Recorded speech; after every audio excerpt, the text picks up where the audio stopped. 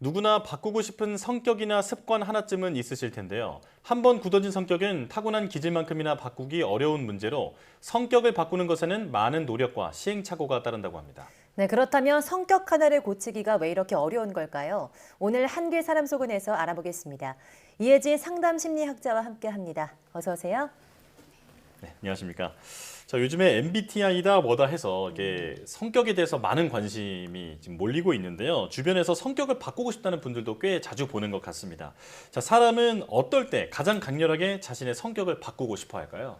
네, 성격 때문에 괴로워서 성격을 고치고 싶다는 사람들이 많습니다. 성격을 바꿨다는 사람을 보며 대단하다고 부러워하기도 합니다. 네. 언제 성격을 고치고 싶어 하는가를 생각해 보면 많은 경우 아마도 내 성격으로 살기가 불편할 때 변화하고 싶은 마음이 듭니다.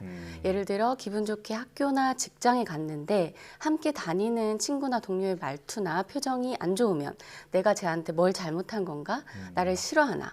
온갖 상상을 하면서 안절부절 못하는 사람이 있습니다. 네. 성격적으로 소심한 사람인데 주변에서 너 왜 이렇게 예민해? 라는 이야기를 반복적으로 하면 자의반 타의반으로라도 예민한 성격을 예민하지 않은 털털한 성격으로 바꾸고 싶다는 마음이 점점 들 수 있습니다. 네. 그런데 사람은 또 고쳐 쓰는 게 아니다 이런 말이 있잖아요. 사람은 변하지 않는다라는 뜻인 것 같은데 성격을 바꾼다는 게 정말 가능한 일일까요? 네, 사람은 바뀌지 않는다는 말은 타인의 성격이 바뀌었으면 좋겠다고 내가 느낄 때 흔히 하는 말입니다. 네. 많은 심리학자들이 연구한 결과 본인이 변화에 대한 의지가 있을 땐 인간은 바뀔 수 있는데도 불구하고 많은 사람들이 기질과 성격을 구분하지 않고 성격은 바꿀 수 없다고 단정 지으면서 그런 말이 나온 것 같습니다. 심리학에서 기질과 성격은 구분이 되는 요소인데요. 기질은 유전적으로 타고난 부분으로 바꿀 수 없는 부분입니다. 예를 들어 처음 보는 사람에게도 자신의 감정이나 경험을 솔직하게 잘 드러내는 사람이 있죠. 네. 이런 특성은 타고난 기질입니다. 다른 사람들을 즐겁게 해주기 위해서 자원해서 분위기를 띄우는 것이 즐거운 사람도 주위에서 찾아볼 수 있는데요. 이 역시 타고난 기질적 특성입니다. 그런데 기질과는 다르게 바꿀 수 있는 개인차가 있습니다. 예를 들어 요즘 많이 관심 있는 자존감과 같은 측면은 네. 후천적으로 바꿀 수 있는 부분입니다. 또한 타인과 어떻게 지내는지와 같은 사회적 스킬은 성인이 되어서도 변화가 가능합니다. 처음 보는 사람 앞에서 수줍어하는 내향성의 기질을 타고난 사람도 조직에서 리더가 되었을 때 조용한 카리스마를 발휘하는 성격으로 변화하는 것은 충분히 가능한 일이라는 것입니다. 다시 말해 리더십과 같은 성격 특성은 후천적으로 개발 가능한 성격의 일부라고 볼 수 있습니다. 예. 그러니까 사람의 성격은 바꿀 수 있는 것도 있고 없는 것도 있다라는 말이잖아요. 자, 그렇다면 앞서 잠깐 낯가림이나 뭐 분위기를 띄우는 성향은 바뀌지 않는 타고난 기질이라고 말씀하셨는데 이 외에도 또 어떤 게 있을까요? 네, 심리학자들이 연구해 본 결과 지능이나 유전적으로 타고난 기질은 대체적으로 바꿀 수가 없습니다. 네. 예를 들어 부모로부터 물려받은 유전적인 특성은 변하지 않는다는 뜻인데요. 기질은 크게 자극 추구, 위험 회피, 사회적 민감성, 인내력으로 구분됩니다. 이 네 가지는 바꿀 수 없는 부분이라는 점을 기억하시면 좋습니다.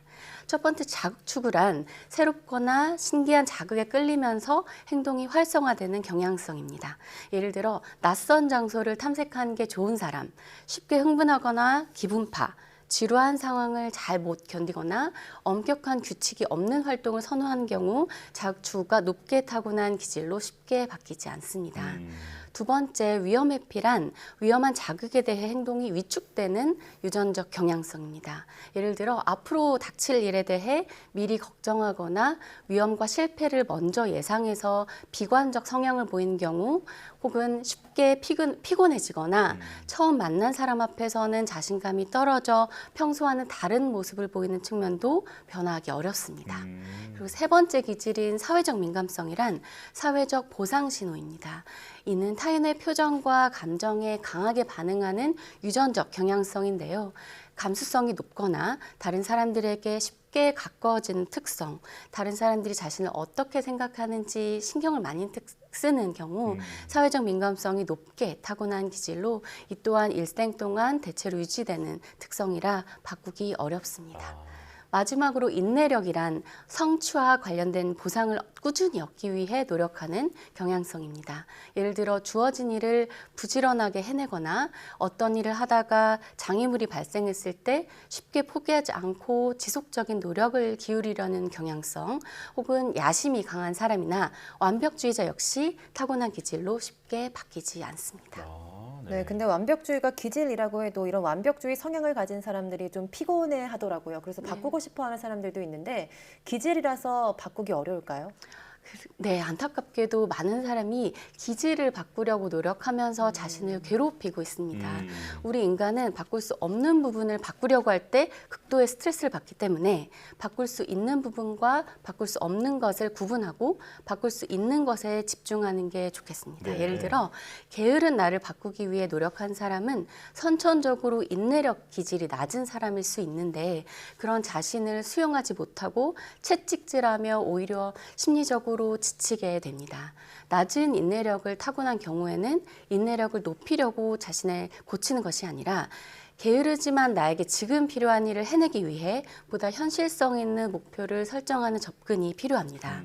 즉 기질을 바꾸려는 전략이 아니라 기질을 조절하는 전략을 취하는 것입니다. 네.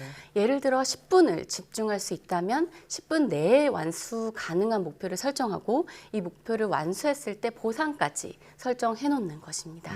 작은 목표를 반복해서 달성하다 보면 이러한 습관을 기를 수 있습니다. 무작정 게으르면 안 돼 라고 요구한다고 해서 실제로 일을 완수하는데 도움이 되지 않을 수 있다는 점을 기억할 필요가 있습니다. 말씀하신 완벽주의 기질을 타고난 경우에도 게으를 수 있어요. 그럴 땐 자신을 탓하기보다는 조금 덜 불편한 완벽주의자로 살기 위한 전략이 필요합니다. 완벽주의자라도 전략이 있을 경우 행복한 완벽주의자로 살 수 있다는 심리학자들의 연구가 많이 나와 있습니다. 간단한 이슈로 이 정도면 잘했다라는 현실적인 기준을 설정하고 그에 대한 보상을 주는 연습이 도움이 됩니다. 또한 완벽은 없다는 사실을 스스로에게 일깨워주면서 안정감을 쌓을 수 있습니다. 혹시 지금까지 바꿀 수 없는 기질을 바꾸기 위해 에너지를 소모하고 있지는 않았는지 점검해 보시면 좋습니다. 네.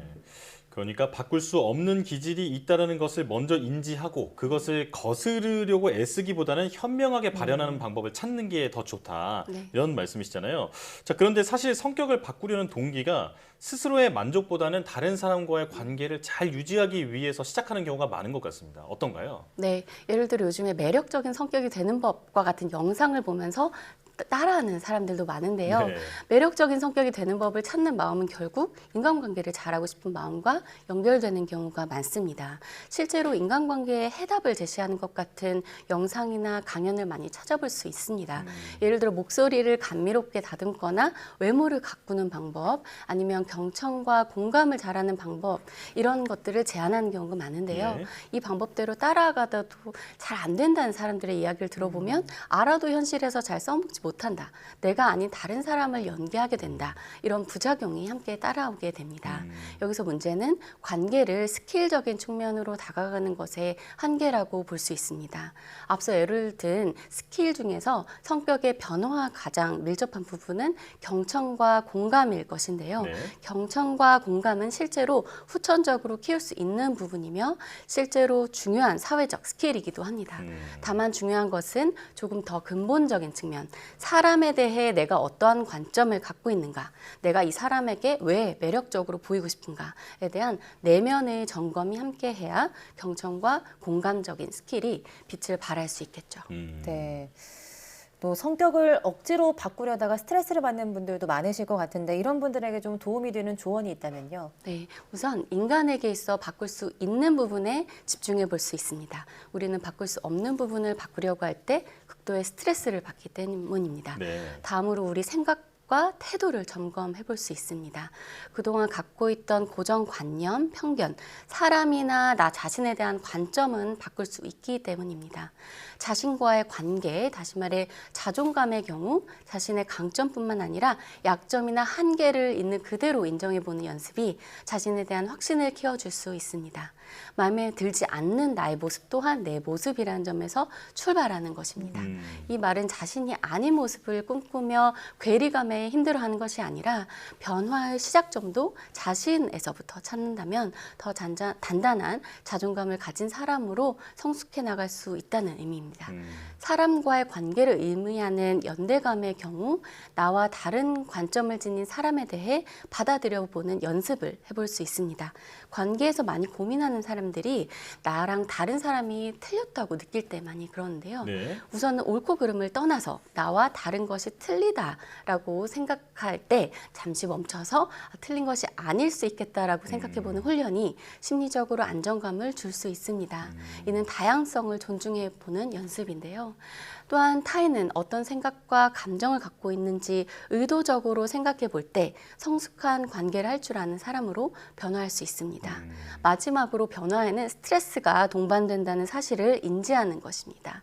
변화를 위해서는 이전과는 다른 새로운 행동을 해야 하기 때문에 그 과정에서 수반되는 스트레스는 정상적이고 자연스럽다는 것을 스스로에게 말해준다면 변화 과정을 좀 더 편안하게 받아들일 수 있습니다.